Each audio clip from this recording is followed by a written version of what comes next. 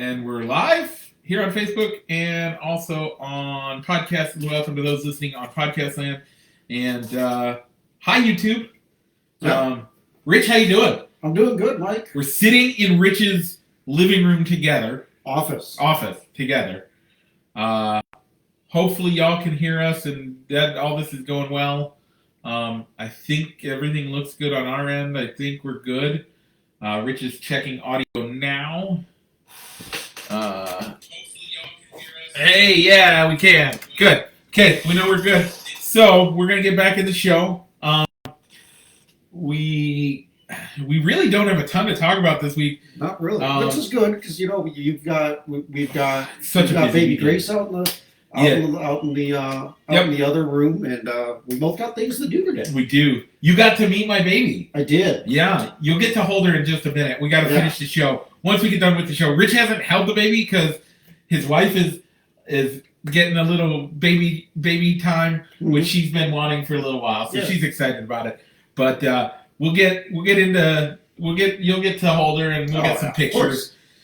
It'll be great. But before we do that, we have some stuff to talk about in the show. We're going to head into the NASCAR corner, and then we got some baseball to talk about. Rich, what are the other things we might want to talk about today? We'll be giving you a quick hits on the Stanley Cup Finals and also the NBA Conference Finals. Yep. As one's wrapped up and one's going into Game 6 today. Yeah. And then we'll also be hitting a little bit on how NCAA athletes can now make money off of their names, likeness, and images. Yep. That and so much more. I am going to attempt to... Oh, that's on docs. Okay. Sorry, folks. We are a well-oiled machine. Let's see if this works. We don't do it like this very often. Yeah. So...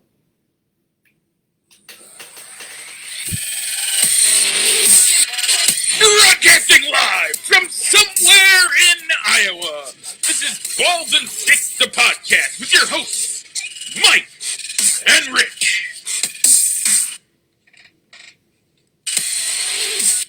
And that's how we get our sound effects. Hey, that's how we do it. You got to do it when we're out of our regular dual recording studio. Yeah. So first and foremost, before we get into that, we have a final, a decision has been made by the people. It has. It has. So, Rich, we know the greatest movie of all time for sports movies, right? At least according to our fans. According to our fans. We set up the poll, yes. Yep. The two options were Remember the Titans and Field of Dreams. Yeah. How'd they do, Rich? Well, Mike, it was a 12-4 victory for Field of Dreams. Yeah, I voted that way too. I voted for Remember the Titans. Really? Yeah. Rich!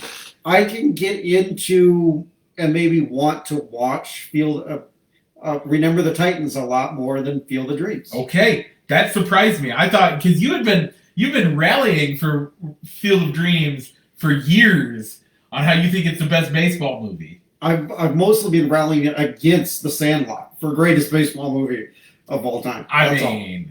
The Sandlot. Come on now. It's won for 4 years straight, or 3 years straight. It's time to... But not this year. Not this year. This year, you the people decided that Field of Dreams is the greatest baseball movie out there.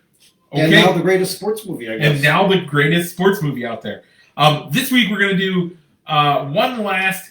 Yeah. And it's the third place showdown. You got to have the bronze medal match. You do. You got to have the bronze medal match. That's going to be Happy Gilmore versus Rocky IV today. Going around at noon, hopefully, I think. I don't know.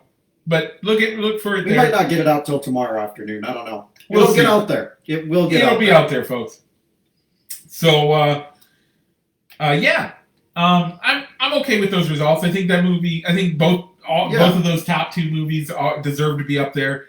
I don't know. For me, it just came down to I can find myself watching Remember the Titans at any point during that movie, and the soundtrack was what does it for me. It has a great soundtrack. It really does. And That's what swayed my vote over to Remember the Titans. Yeah. No, I can totally agree with that. No arguments for me. All right. So, Mike, do you see what's coming up next? Is it a left turn? It is a left turn, and after that? We might have a right turn, actually, as we're in Wisconsin for the NASCAR Corner, presented by Triple I Sports Cards Incorporated, Moline, Illinois. Not East Moline. I found out that you corrected it. Yeah, I corrected it. They are in Moline, Illinois. Check them out for all your sports cards and memorabilia needs. Go see Mike and Ian down there. Tell them that Mikey and Rich sent you. Let them know that you listen and it makes a difference. Or you can check them out on their eBay store as well. Ooh, they have an eBay store. They have an eBay store. Wow. Yeah. So anywhere you're listening, you can actually catch up with them and buy stuff. They are not a paid sponsor, folks. So those that are watching on YouTube that are like, hey, I thought you said you don't have any paid sponsorship. We don't. They're just friends of the show. They are friends of the show. And we are choosing to promote them. Yep. And by doing so, they are presenting the NASCAR Corner. So, this week we are heading to Road America, but before we get there, we have 2 whole races to talk about, Rich. Yes. Oh my goodness. What a rough week for me. It's been a rough couple of weeks for me. It has. You were down like 9 to 2 No, it was like 9 to 2 at one point, and you're now in the lead. Yeah. You are now in the lead. Picking the drivers that actually win the race. Yeah. Has helped me close that gap and take the lead. So Pocono won. Yep. Your race winner was Alex Bowman. Yep. Mike, your pick of Kyle Larson came in 9th. Yep. My pick of William Byron came in 3rd. Well, and Larson was actually, did you see how that race came out? Larson was in the lead going into the last lap. Yes, he was. And then a flat tire causes him to drop all the way to 9th. Bad luck yet again. My drivers have had some really bad luck the last 3 weeks. They have, and it gets worse for you. Oh, it gets so much worse. 2. Yeah. So Pocono number 2. Yep. Your pick of Chase Elliott came in 27th, Mike. My pick of Kyle Busch came in 1st. Yeah. So that came down to pit strategy. And Kyle, mid-race, folks, Kyle Busch's transmission got stuck in 4th gear. Yeah, that was before the second stage of the race? It was at the end of the second stage. Yeah, it was right at the end of the second stage. It was stuck in 4th. They come in during the trying to fix it. They came in twice and pitted twice in the second stage pit break. Mm-hmm. So one of these pit guys jumps into the window. Yep, they take the window out of the car. One of the guys gets in there with a crowbar and just smashes the heck out of it. Doesn't get it to move. Doesn't budge. Doesn't come out of 4th. They cut the boot, and then they couldn't get it. They couldn't do anything. So they send him out. NASCAR says, hey, you cut that boot. If it's not fixed, he's disqualified.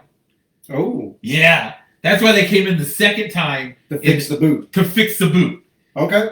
And they were able to top the car off with fuel.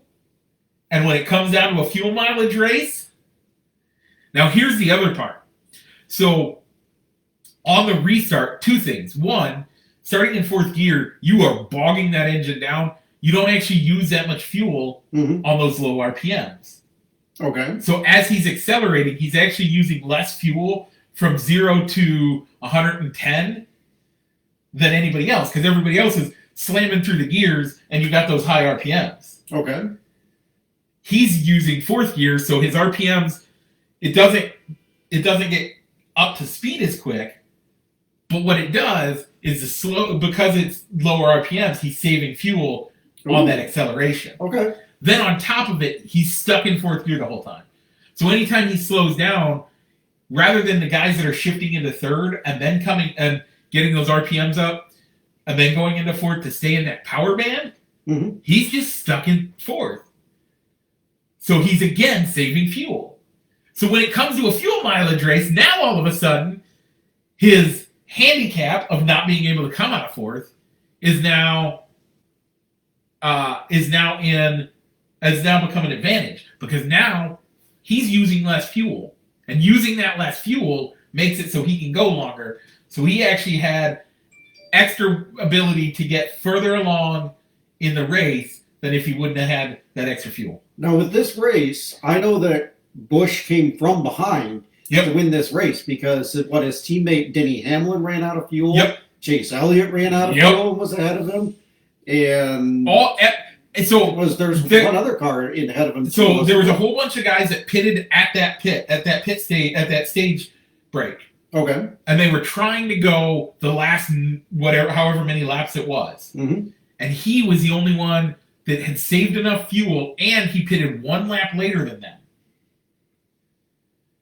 So all of that combines to making it so that that he had the extra fuel to make that last lap, where everybody else just ran out of fuel. Had to pit early. And had to pit on the last lap. And there were a bunch of guys that ended up having to pit 2-3 laps in or to the end that splash and go and hoping that they needed to splash less than anybody else. And Kyle at that point, he has no real choice. Because if he has to go in the pits and stop all the way and then start again, he's going to be so bogged down that he's going to lose tons of time. But because he doesn't, because of that, he's like, nope, I'm not stopping. We're just going. Doesn't matter. So he was going to go with the first or last strategy. He was either first or last. He was going to run out of fuel. He was on the Ricky Bobby mentality with that and made it work. Yeah. So he was going to run out of gas on the fuel and just let everybody pass him by. If that's what would have happened. And then he gets a did not finish. Yeah, that's probably what would have happened. Yeah. But he won. Which brings you. You were talking last week. Well, we could be tied, or you could go up by 2. Instead, you took the lead. I did because you got 2 points. Because Kyle Busch wins, and you broke the curse. Yeah, and the pick of Alex Bowman from the first race. William Byron from the first race. Yeah. You made it out right. You are now in the lead 11-10. Yep. And that's 11-10 without getting any points for the Chase Elliott disqualification too. Yeah. Or the All-Star race. The All-Star race. Didn't get any points for that. But that's okay. This week we are heading into the jockey-made Merica 250 presented by Quick Trip at Road America. That's a mouthful. That is a mouthful. That's almost like they couldn't find one sponsor that wanted the entire thing. Yeah. Or you had multiple sponsors wanting to get in on the naming rights to this thing. So a couple of things. Road course. And it's a road course we haven't been to. Yeah. Well, some guys have been there, but years ago. But it's not been in NASCAR Cup competition. Mm-mm. Never been. So if the guy has experience on the track, it's going to be as an Xfinity driver, and a lot of the guys in the Cup Series, apart from maybe Allmendinger, Reddick, the rookies. Yep. Your 1 or 2 guys that have experience in the Cup Series, though that's their most recent experience. Yep. So, Rich, for the first time this season, with the lead, you have the lead, so you have the honors. It's a tough one because it's hard to pick against Chase Elliott. So I'm not going to do it. I'm going to go Chase Elliott, the number 9. Okay. I like that pick. I am going to bring in Kyle Larson this week. Kyle Larson? Yeah. Okay.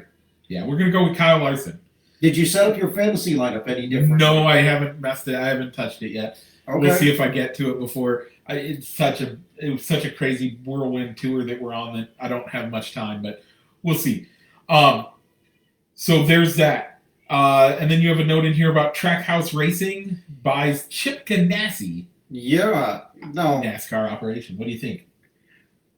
It's an interesting thing. Reading the article about it, Chip Ganassi said himself, I wasn't looking to sell. Nope. But he came with an unbelievable offer that I couldn't turn down. And the owner of Trackhouse worked with Ganassi, I think, at one point. Yep. So he knew if he was going to sell to him, at least it's going to go to a guy that he's familiar with. Yeah. So Trackhouse is going to keep the 99 on the circuit, and they will acquire the charters for the 1 and 42. Yep. So, but they only will be able to run 2 cars since I think the 99 was a rented. Yeah. Was a rented or leased charter. Yep. So Daniel Suarez is going to return in the 99. They have not announced or finalized who is going to be the second car for Trackhouse. I think Kurt Busch is a free agent at the end of the year. Then they have be a huge get for him. It would be. There's talk that he could go over and be a second car for the Hamlin Jordan team as well. Be a good get for them too. So they've said that they are going to give Busch and Chastain the first opportunity to take that seat, but they could go in a couple of different directions or even bring up a younger guy from the Xfinity series to take that seat as well. I mean, it's a huge buy. So you ready for the surprise conversation of the show? There's always one, folks. You guys know it. Yeah. I always go down a rabbit hole and I throw Rich a curveball every week. I have a way to fix NASCAR. And what's that? Track selection. Track selection. Yep. Okay. So what are the big problems in NASCAR? Getting butts in the seats, right? Okay. It's hard. They've been struggling the last few years about getting people to the track. Last year was nasty. We take that out. Take 2020 out. You got to throw that away. Yeah. Before that, their attendance was dropping and their viewership was dropping. Also, and this year the trend has continued, except where it's the first time they've been there in years or ever. Take the Nashville race. The dirt track? The dirt track's separate because the dirt track. Okay. The dirt track was, it was Bristol on the dirt. It wasn't an actual dirt track. But they hadn't run a dirt race since the 70s. But Bristol doesn't count because. So this gets into part of my theory and part of my concept. Okay. So you have racetracks that you have to go to twice a year: Bristol, Talladega, Daytona, Charlotte. Those 4 you got to basically go to at least twice a year. All right. How about you get 30, 40, 45 tracks, and every couple of years you get 1, maybe 2 races there. Or over 8 years, you're guaranteed at least 1 race. So, like, they left Chicagoland this year because the numbers of people going have been dwindling. And it wasn't a full race. And that hurts. So, one of the things is that viewership is actually driven by attendance. NASCAR has found that when there's more people in attendance, that people tend to stay because they're interested because they see that there's lots of people interested. Mm-hmm. Daytona's always going to sell out. Talladega's always going to sell out. Bristol's always going to sell out. You have tracks like that. There's about a handful of them. Charlotte going to mostly sell out. Okay. Yeah, about a handful of those that are always going to be great on the circuit, do great. But you have tracks like Chicagoland. You have tracks like Texas is one that will always sell out, and it's a great venue. Kentucky, they left Kentucky because you left sold out. Right. You do, but every few years, Nashville will be great for a couple of years, but then they'll start dropping off on attendance because people get bored with. Because it won't be a novelty. It's not a novelty anymore. But if you every few years you rotate what tracks you're going to, and just always rotate. And so Chicago's not on the racetrack. We're not racing there this year at all. Nope. But give it 3 years, 4 years, 6 years. Give it 6 years, and then have 2 years where it's going to be on there. One time or two times? At least one time. Okay. You're going to have attendance spikes because if it's every 6 years you get a race, or every 6 years you get 2 races, so if you do that and you rotate, you add in Iowa Speedway, you add in there's hundreds of racetracks that they really could go to across the country. Or Dora, or some of the ones that only get the Xfinity race. Right. You do that, and then on your Xfinity races, you split up where they go. And Xfinity's tracks that they go to every so often are different than NASCAR. Like they go to the same tracks, but they go at different times. Okay, so and then the truck does the same. So in your example, so let's say, right, so this year they went to Nashville was a new track Yep. this year, but they dropped Chicago. Yep. So if they flip it, would you send if you replace Chicago and Nashville? Yep. Would you send the Xfinity cars to the track that lost the Yep. NASCAR race that year? Kind of. So again, it would be more of an 8-year rotation. It wouldn't be Okay. 4 years. It'd be 8 years. Okay. Or it wouldn't be like 2 years at Nashville, 2 years at Chicago, 2 years at Nashville, 2 years. You have plenty of these tracks that would work. All right. That can hold, were built for, when NASCAR was in its heyday, they were like, we could do this. You have some of those older tracks like Wilkesboro, North Wilkesboro, Darlington, stuff that they leave and then they have to come back for and stuff like that, where you can get those rotated in. And having those rotations means that you lose the consistency. So some of those people that love going every year, it's going to change it up. But you get a variety of tracks that you get to show on TV. All right. So you get to change it up. So it's not always, it's just another mile and a half, blah, blah, blah, blah. Everybody gets bored with it. Everybody complains about those mile and a half cookie cutter racetracks. Yeah. Folks, if you've ever run, and I know this sounds ridiculous, but if you listen to the NASCAR guys that run the simulators, they say that the simulators are so accurate to how the cars handle. If you've ever run at those mile and a half racetracks, each one's different. Each one is different. Even though they all look the same and their dimensions look fairly similar, the way the cars handle at them is different. So when I say cookie cutter, I use air quotes because I don't believe that term is true. That's another side note. That's a bonus for you. I just gave you a bonus nugget. But if you just take and rotate these, the novelty every 6 years, the novelty of it's gonna be here, we gotta go. People get excited about it. And if they see if the people that watch it on TV see that, hey, that looks like the people are having fun, maybe they'll go within the next 2 to 3 years when it stays there before it gets rotated out to put a different track in the circuit. And they just do that. They have all of these tracks, and then, but so like this year, if we want to use this year as an example, the Xfinity race would be in Chicago. Chicago would have an Xfinity race. Okay. And the Truck Series would be in Iowa. We'll add Iowa in the mix. Okay. So now we have 3 tracks. Okay. So if you do 2-2-2, that's 6 years. If we do it, so then 2 years later, in 2 years, they go to the Cup Series goes to Iowa, the Xfinity Series goes to Nashville, and the Truck Series goes to Chicago. Okay. And that they keep that in their circuit for 2 years and they flip. And that rotation, so your hardcores that want to go to a race will still have a good, exciting, big race to go to. All right. Your casual fans who really only watch the Cup Series will see more tracks that are full, and they'll go when it's more of a novelty than when it's not. Okay, but here's one problem I see with this. A lot of the times when you see the schedule, sometimes you'll have Xfinity, Truck, and Cup races all on the same weekend at the same track. Yep. Is there ever a weekend in your theory, if you're saying that? Yeah. So that all 3 series are at different tracks at that same weekend. Yeah, there will be that. There will be that. There will be weekends where they'll be at different tracks. Okay. But there'll also be weekends like Daytona, Talladega, Indy, Charlotte, where they're all in the same. They're all in the same venue.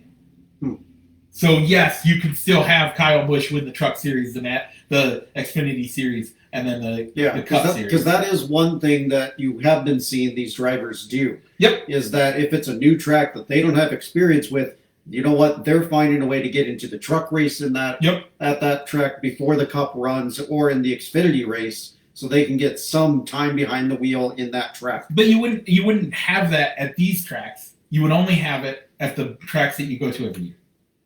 So those weekends, so Charlotte, Daytona, Talladega, Bristol, stuff like that, where you have tracks that are every year, like must race places, you can have those every other these.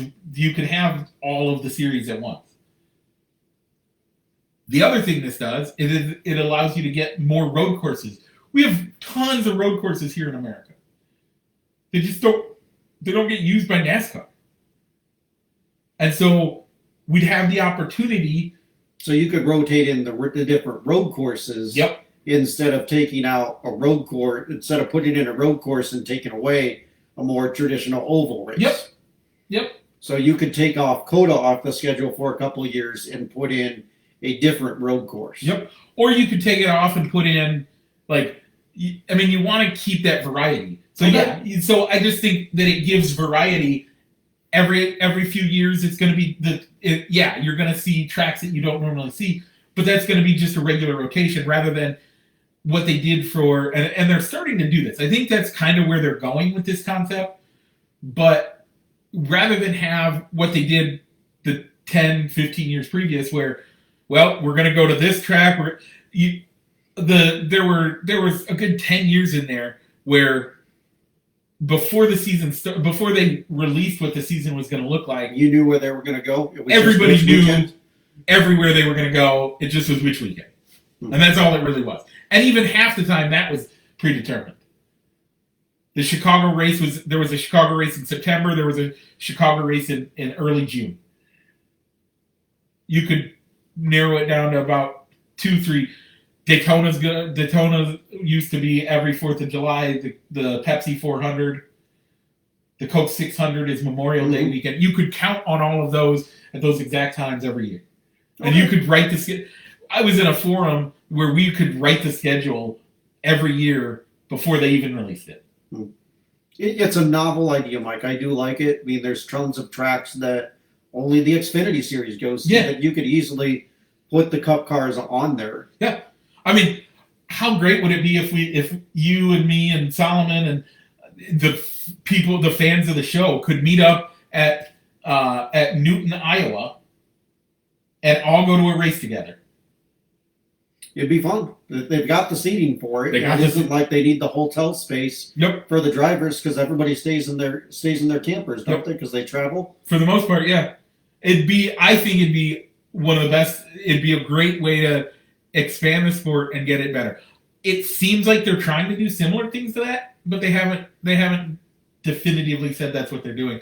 But I hope that's more the area rather than just, well, we're going to not go to we're not going to go to Chicago. We're going to add Nashville, but we're not going to go to Chicago or Kentucky. And nobody knows. And the people in Chicago are just left like, well, what's going on? We're losing. Let's just tear down the track. Mm-hmm. So that's my thought. All right, and it's fair. It's good. I like the idea. It's a good concept. I think it could be a hard sell because you don't see NASCAR races going to the bustling metropolis of Newton, Iowa too often, even though it's near Des Moines, which that city's buzzing, Mike. The cities, or the S's are silent, but the city is buzzing. Yeah.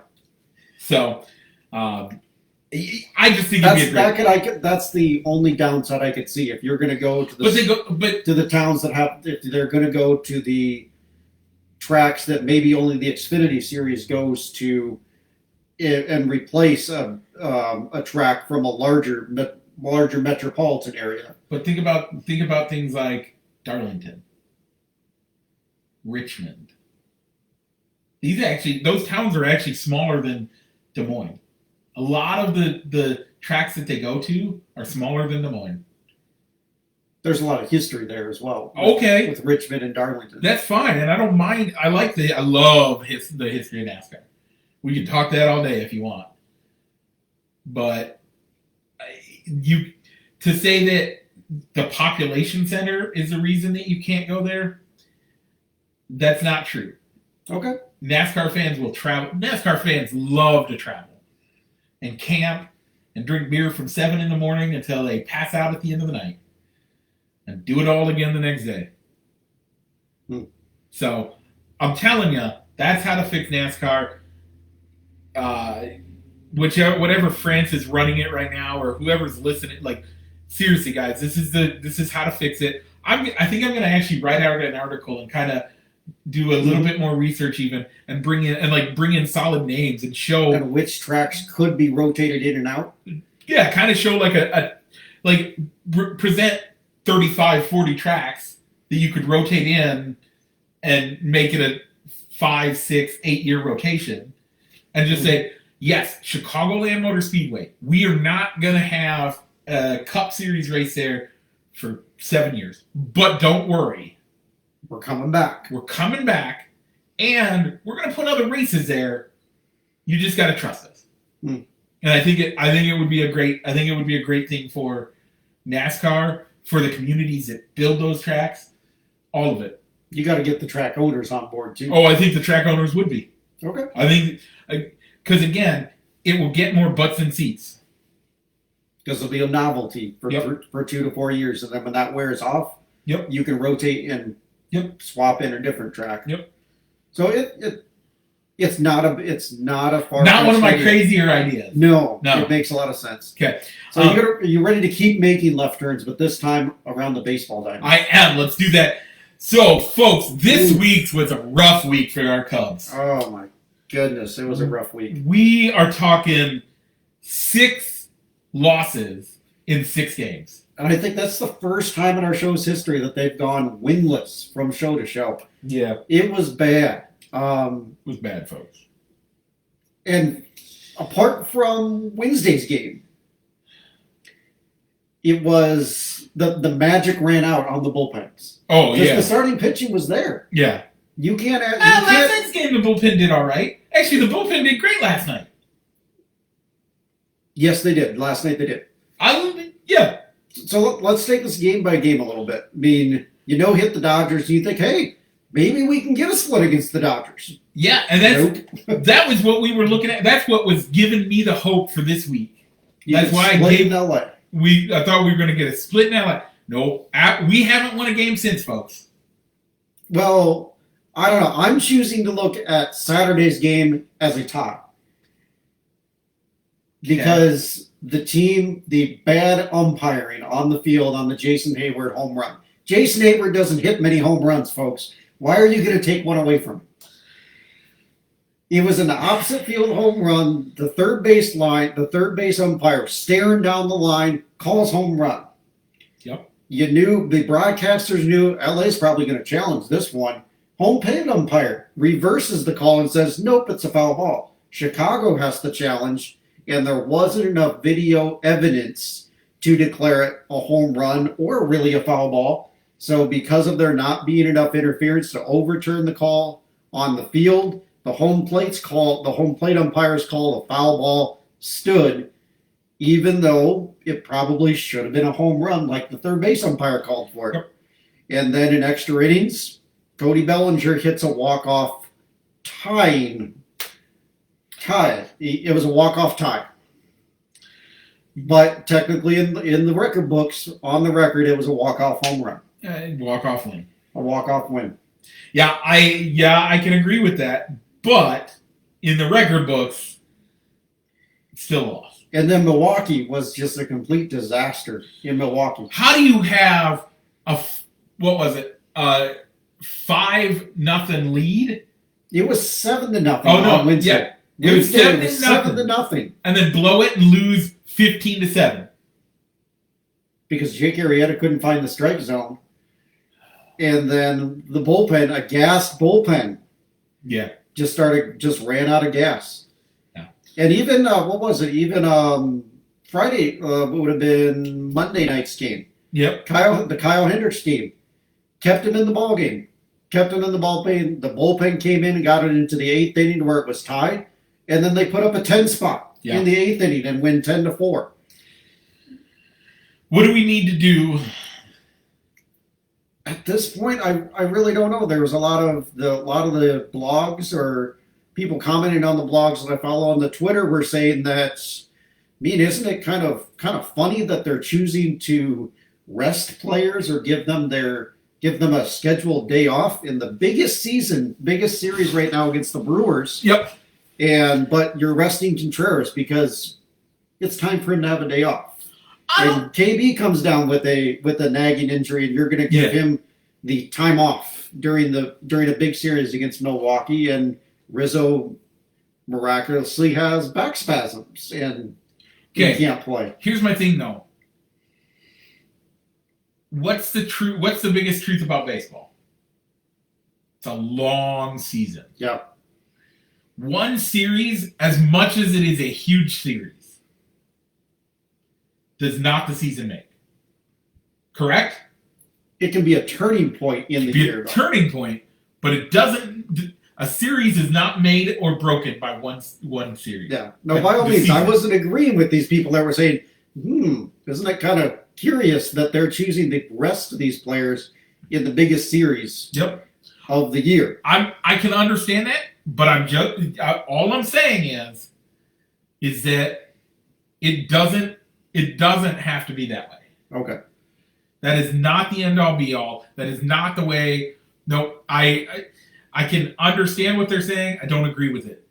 All right, so they're 7.5 games back. Yep. If they keep losing, if they keep they're above losing, 500. They are, but if they keep losing, let's say they lose the next 2 games to the Reds. So we are a month out.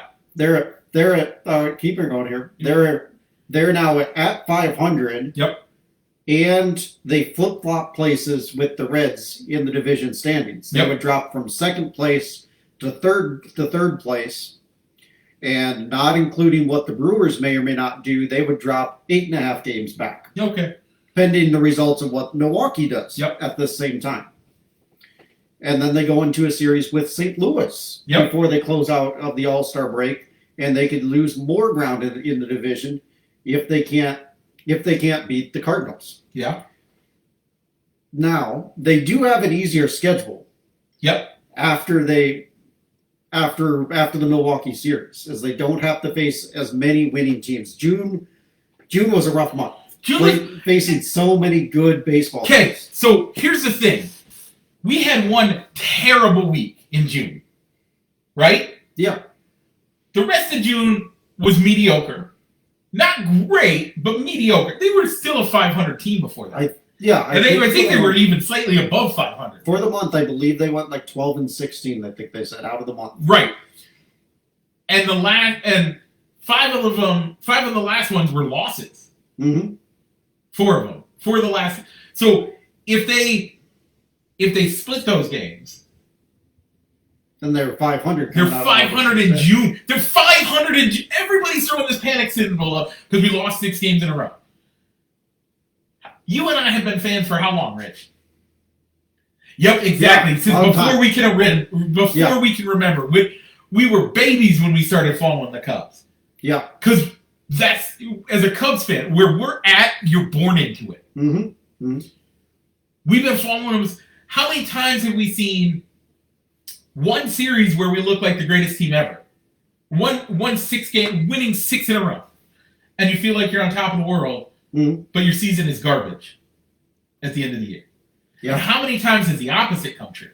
Not as much, because we're Cubs fans, and let's be honest, we normally have a great week or a great start or a great this, and then we look like we're a great team, but then we fall on our faces in the middle of the season, and we have a terrible season. But we've had times where we have a great season going, and you have just a week, and everybody's blowing up. Oh, the Cubs are less than 500 for June. Yeah, we're 4 games under 500 for June. Split those last 4 games, we're right at 500. That Jason Hayward thing doesn't happen. We're 2 games under 500, or we 3 games under 500, right? So that's 3 games. That's not a terrible month, right? No. You get 1 more win out of that. Now we're basically at 500 at that point. So you win. So you're counting. So you're giving a win in the Jason Hayward game that was where at least I'm just talking the numbers. Okay. The numbers for the last week. Like, we're looking at it like we're doing terrible. We were going to be 500 heading into this last week for the month of June, correct? That's what we were looking at. We lose 1 rough game and 1 extra game, and now we're 4 games under 500 for the month. That sounds like a terrible thing. But what I'm saying is, it's not as bad as it looks. Let's hold the brakes on saying that the season's lost and we're terrible. Mm-hmm. We had a bad week. Okay. And I can get behind that because every team will have these types of weeks like the Cubs are going through. And where, look at where it seems like nothing can go right. What you brought up earlier was look at the month of June. How terribly difficult was our schedule in the month of June? Terrible. It was hard. We had one of the hardest schedules in the month of June that we've had we had the hardest schedule in the month of June over anybody in the MLB. And on the flip side, Milwaukee was playing one of the easiest schedules for an entire month. So we have the hardest schedule. We have injuries. I'm still not worried. Okay. This season is not lost at all. All right. So 8.5 games out right now. 7.5. Sorry. No, it's 8.5. Sorry. Yeah. 8.5 games out. You got 2 games this week. You'll have 2 games with the. You'll have 2 with the Reds, 4 with the Phillies, and then before you go on the All-Star break, you get 3 with the Cardinals. Yep. At what point do you need to make the decision? Are we going to buy or are we going to sell? So the team's already said that they're a buying team. Okay. The team said that. It's just what type of buy-in they're going to do. Yep, and how they're going to do it. Honestly, I'm gonna make an unpopular statement right here. All right, what's that? I think it's time to trade KD. And every year he spent a month on the IR. We call it IR now, right? Yeah, injured list. Yeah. The IL, not the DL. Yeah, he's in, like, I hate the term injury prone. I don't think that's a real term, but he gets injured a lot. How many times has he spent more than a month on the injured list in the season? I think it's been most every year since 2016. All right. He's still a great player when he's able to get out there, but it's time to say, okay, these injuries are, and that's what a lot of what hurts the team. All right. I think if you're going to do a combination of buying and selling, everybody's looking for that ace reliever or closer. Yep. Is the bullpen good enough that you could trade away Craig Kimbrel and his contract and go with a bullpen by committee and you utilize the matchups and utilize the great bullpen arms that you have to close out games instead of Craig Kimbrel and get a major return? I think you are right there, and here's why I say that. Craig is on a hot streak this year. He is. He's finally playing up to that contract. He's playing up to that contract. So now is when you get rid of him. And I hate saying that because I think that looks like a selling move. Mm-hmm. But if you can get a big enough return off of it, if you can get somebody that just can bring the bats alive. Mm-hmm. Mm-hmm. Come on now. That's what you need. The bullpen. Our bullpen's been great this year. Yeah, we've had a rough week. But a rough week. What? It's just a thought. I mean, I'm okay with. I'm actually is there okay somebody with on the roster there? I think there are enough bullpen arms in the bullpen that you could mix and match, and bring in the hot hand, and maybe even play. I've said it before. I can't believe I'm going down this rabbit hole again. But play Rays baseball with your bullpen. Yep. And maybe not have a designated closer. Oh yeah. To where a guy if you got the lead in the 9th inning, you're going to go to him automatically. But I mean, Andrew Chafin could do that. Ryan Chapera could do that. There's so many guys in our bullpen right now that I would trust giving the ball in the 9th inning. Kimbrel is not even on that. Like, Kimbrel's on that list. Don't get me wrong. He's been playing great. But I would not have a problem if we just said, okay, Craig, time for you to move on. But I think the team is in a no-win situation. Yeah. With Baez, Bryant, and Rizzo. Because if they trade them, more than likely the front office is going to get ridiculed or killed by the fan base because you gave him up for what? That's all you got for this guy? It depends on what they can get for him. If they can get a handsome ransom, you're fine. And I think some of these guys you could probably get that on. Baez probably. But again, I think Baez is the guy that Baez and Contreras have been who I've argued for years. Okay. And I continue to make that argument because this in the month of May, the two most consistent players were Baez and Contreras. And we did great. The least two consistent of our core, KB and Rizzo, spent half the month out. And we still looked like an all-star team. Right? Yep. I mean, you can't deny that the numbers are there in May. Mm-hmm. They were both on the injured list multiple times. I love those guys. But folks, if you're a Cubs fan, do you want the team to win, or do you want to hold on to these guys that got us a World Series 6 years ago now? Mm-hmm. Or 5 years ago? Yeah. Do you want to hold on to these guys that got you a World Series 5 years ago, or do you want to build a team that is going to get us a World Series again? What do you want, Rich? I would like a better chance at getting a World Series sooner. Okay. Is that going to be keeping guys like Bryant or Rizzo, who I love, but who are not showing that they're the reason that we're going to win a World Series this year? Or do you keep guys like Contreras and Baez, who continue to show us that they are irreplaceable? I don't think I have a great answer on that one, Mike. I really don't. Your face says you're winning this argument. It's tough. Your face says I'm winning this argument, but I don't want to admit it because I love Bryant and I love Rizzo. I like Rizzo and Bryant more than Baez. But when we look at the numbers, who gives you a better chance to win this year on a combination of Bryant and Contreras and Baez, or Bryant and Rizzo? Your face says it all. Yeah, I won, people. Right. It's too tough. I mean, pretty much everybody in this core, to where when you're debating amongst yourself or amongst seeing what the fans are writing of, let's just blow it up and trade everybody, or which out of those four do you keep? All of those guys go through really, really streaky periods of whether they're crushing the ball and doing consistent at the plate, or they're just striking out or making easy outs. But when they're off, who still provides a better chance to win? Baez and Contreras, because of defense. Yep. And Rizzo can play a good defense too, but that's where I like the versatility.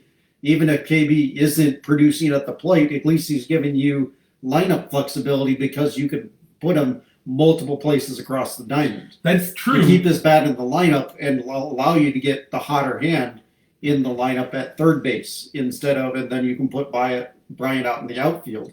Yeah, or reconfigure your outfield. I think there's much better options out there. I think those are the two guys we need to get on the chopping block. I'll even put Kernmole out there. Let's get those three guys traded for a good right now player.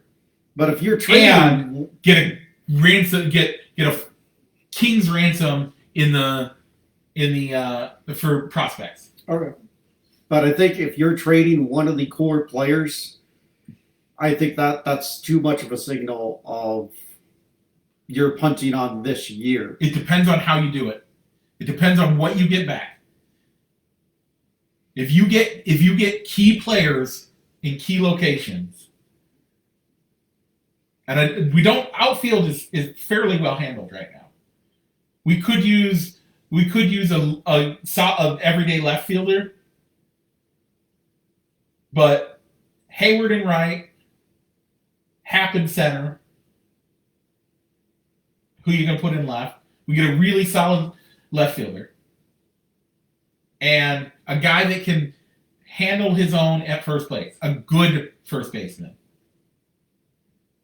How much more are we improved than where we are right now? Just a little better probably. And that's all we need. We just need those little bit betters. Every little bit better makes us that much closer to winning the World Series. We have a great team. The team is actually doing really well. This last week has been bad. Mm-hmm. But outside of that, the team has been doing great. Okay. So you say buy, whether it's adding the key pieces, but I think if you're going to keep the core, not if you're going to take the core off the block and keep those 4, what they need, not necessarily in this order anymore, a good but not great starting pitcher. Yep. To slot in the number 5 spot. How about in the number 3 spot? Okay. I'd take a number 3 pitcher at this point. Let's say the guy that can come in and take the place of There the we go. guys that we've been rotating in and out of the rotation to the number 5 spot. Guys like Trevor Williams, Cole Abbott, I think. Yep. Cole Stewart. Yep. Those guys. Yeah. Those guys to where you can bump Arrieta back to that number 5 spot or to a position of you're going to start the game, Jake, but you're going to have a short leash. Yeah. And so if you can get a good but not great starting pitcher that you could slot behind Davies and Hendricks. Yeah. A backup catcher. I'm almost starting to feel that we're missing Victor Carantini more than Yu Darvish. Yeah. People are making the case of, well, they weren't planning on winning this year because you traded your best starting pitcher. But the thing is, even if you had Yu Darvish, you'd still be down a starting pitcher. Yeah. You'd have an ace starting in front of Kyle Hendricks to be able to push everybody back if you had kept Darvish, but we'd still have a revolving door as a 5th starter. Yep. But not having Victor Carantini is causing us to play Wilson Contreras more. Wilson Contreras isn't getting a scheduled or a consistent day off. And when we do give him a consistent day off, the lineup suffers. Yeah. Because our backup catchers have been so bad and they can't stay healthy. Nope. You make great points. So backup start, and I would say a backup catcher, a good but not great. a 3 to 5 guy. Yeah. And for your pitcher, a guy that we would feel comfortable with making a start in the playoffs, but it's not going to cost you a bunch of prospects. So I don't think Max Scherzer should be in the conversation. I mean, don't get me wrong. If we got Max, I think that helps us a lot. But what are we going to have to give up in return to get him? That's the first part, and the second part is, I think, the bigger part. We're still not solving our number 3, our number 4. Number 3 and number 4 are still questionable for us. Yeah. I would prefer to get a solid 3 and a solid 4. So get 2 starting pitchers. Get 2 starting pitchers. Get a solid 3 and a solid 4, and a backup catcher that we can trust to give Contreras a day off. Now, the problem with that though is backup catcher isn't playing in the postseason. No, but you need to keep him healthy to get to the postseason though. I actually would say if I get 2, 3 and a 4, mm-hmm. and if I can get a 3 and a 4, and how easy would it be to get a 3 or a 4 for either Rizzo or Bryant? That would not be a hard sell.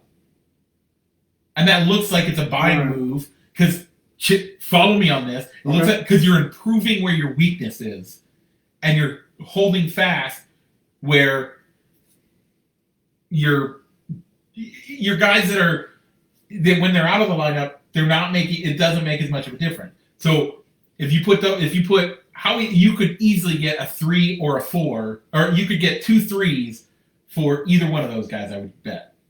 Depending on where they're going, yes. And you get 2 3s out of that, now our starting rotation looks like a solid starting rotation. Yeah. And then, I mean, let's trade KB. For KB, you could get 2 3s. 2 number 3 pitchers. Yeah. I wholeheartedly think that. I mean, the only hole in your argument there is that the teams that you're probably going to be trading these to see if you can get their 3 and 4 starter, with them being free agents at the end of the year, those same teams are probably also in the playoffs and aren't going to give up pitchers from their starting rotation. That's why you don't look at those guys. See, here's where you do it. You look for 2s and 3s on teams that are terrible. Why would the teams that are terrible going to take on a guy that's going to be unless they see it as, all right, let's get the player in the door, Yep. see what he thinks of us, and we'll talk. And they'll get a contract done before the end of the year. Bryant's still willing to talk. The Cubs aren't doing a good job. Rizzo's the one that said, I'm not talking about it during the season. So Bryant, you get him traded off. You say, hey, here's what we're doing. We're going to trade you. We're going to take you this year. Here's the contract we're offering for you for the next 10 years, $100 million. You're a key player for the next 10 years. And Cubs, you get our number 2 and number 3. The Twins do that. If the Twins do that, that helps them. So that puts them in a great position for the next 10 years. Okay. It helps the Cubs out for the next 2 years, 3 years, because those starters, I think, are only on their 2 and 3. I think are only on a couple more year contracts. The Cubs get what they need. The Twins get something they need. Everybody's happy. Okay. That makes the Cubs buying, even though they gave up one of our core guys. Mm-hmm. He hasn't played enough. He hasn't played well enough to be consistent. Albeit, but also a core guy that there's a chance that he might not re-sign anyway. Yep. Because he's got Scott Boras as his agent. There you go, guys. Cubs, listen to me. Work on it. All right. It'd be a tough sell either way. Yep. I don't think the fan base is going to be happy no matter what they do. Okay. Let's go into the quick hits because we got a couple of more things we got to talk about real quick. Okay. Sticky situation. People pulling their pants off and we did that last week. Oh yeah, we did. But we've actually had a suspension now for sticky stuff. Hector Santiago. And he's claiming that it wasn't anything illegal. Mm-hmm. I think he said that it was rosin. He had something in his glove. That's what they called it out. But it still hasn't been tested. And he appealed the suspension. Yep. We'll see what happens, folks. We'll keep our eyes on that. Trevor Bauer got in trouble for domestic abuse. I didn't hear that one. Yeah, it was domestic abuse. Trevor!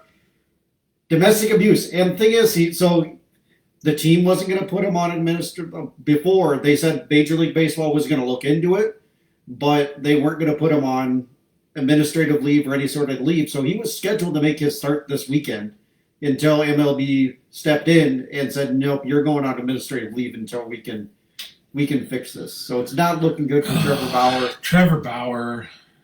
There's more to the domestic abuse. It's, I don't know, more than I want to cover on this show. We'll have to look into it. We'll get into it. We might get into it next week.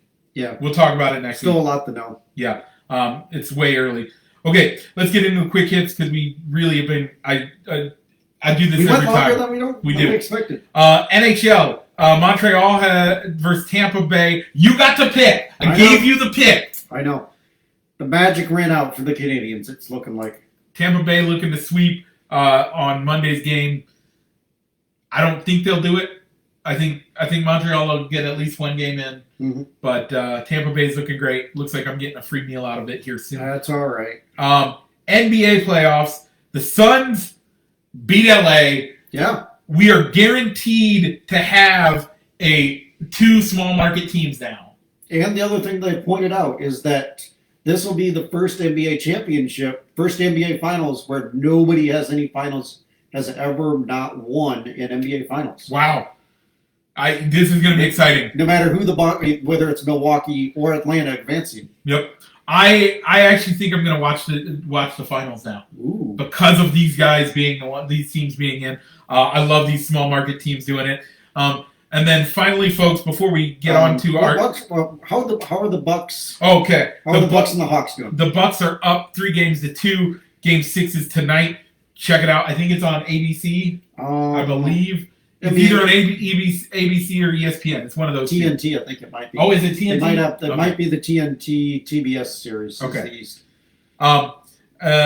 So, folks, check it out. And then the last thing that we have before we give any shout-outs. Let's go ahead and let's save that for next week. Okay. Name, image, and likeness. We'll talk about that next week. Yep. I'm sure we'll need content. So, yep.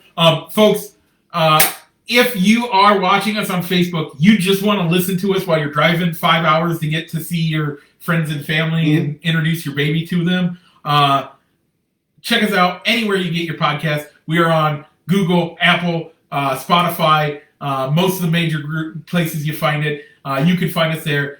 And Rich, if they're listening to us and they want to participate in polls or watch us live when we do this, what should they do? They should go over to Facebook and like both Balls and Sticks, Balls and Sticks, the podcast, our regular show page, as well as Fans of Balls and Sticks, so you can watch us so you can vote in our poll questions. And if you're more of a YouTube person rather than Facebook Live, you can also watch us. You can also look for us on YouTube at our YouTube channel, where the videos will upload at a later date. So if you want to watch us do the show live at a later date, you can always find us on YouTube as well. Yep.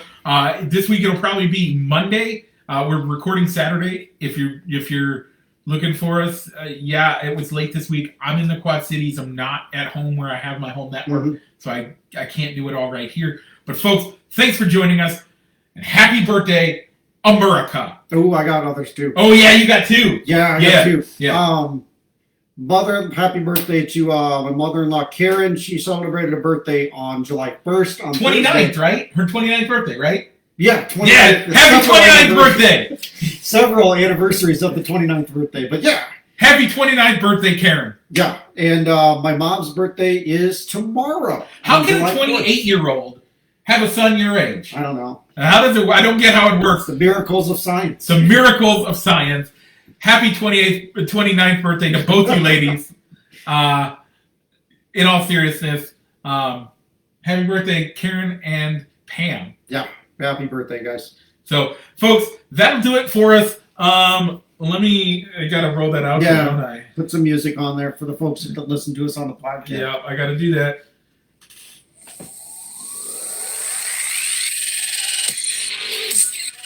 Broadcasting live from somewhere in Iowa. This is Balls and Sticks, the podcast, with your hosts, Mike and Rich.